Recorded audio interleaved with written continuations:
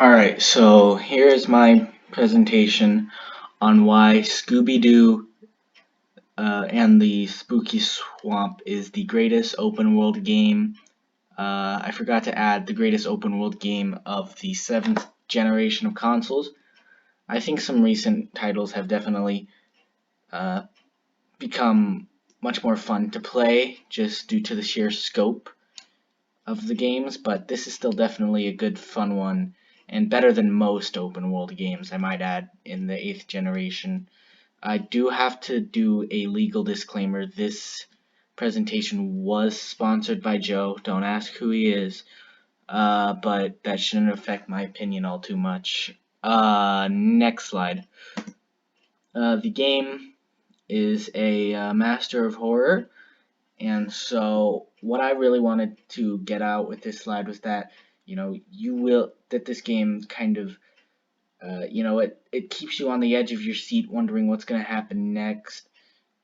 And it definitely, if you're, if you're a little scared, if you're a bit of a scaredy pants like me, it might even get you to scream a little. But it is a scary game, and while I wouldn't say the horror is the main selling point of the game, it definitely is uh, a selling point. We'll get to the open world nature of the game when we get to the gameplay slide, but for now let's go to the next slide, and that is the gameplay slide. Yeah, I didn't really practice much when preparing this presentation, so I really appreciate the gameplay because it offers a variety of characters for you to play with, which allows, which makes the world just feel so much more open, I guess. Because while yes, uh, the world is smaller than a lot of other open world titles, because you get to explore it with different characters and the characters are different enough and the world has enough alterations, the game doesn't feel stale while still being able to reuse content. And it does have a buddy system where you can, two-player mode, which I don't all too often see in new games coming out, which is, two-player mode in open world games. So I really do appreciate that. It's a fun time with your friends. Next slide.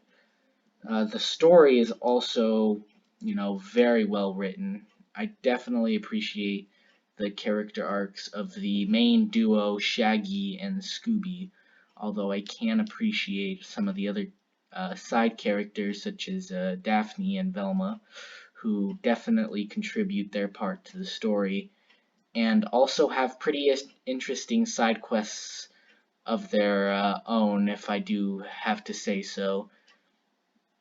Next slide. I wouldn't say the music is definitely out of the park. Uh, it's good music, but nothing that I'll listen to outside of playing the game. They didn't really do anything, unique with the music. It was used sometimes to establish a pretty good atmosphere, but I wouldn't say well. So the music is probably the lowest point in at this game, where it didn't really achieve greatness like in the other aspects. But uh, next slide. The graphics are pretty great. While they have aged a little, because remember this is 7th generation, they're still held up pretty well. And I do like how it can feel real, but also distant at the same time, if that makes sense. The art style is very creative, I guess is what I'm trying to say. There isn't much to elaborate on, so next slide. And so this is my overall rating. I rate it 9 out of 11. Go pick up the game. It's very good.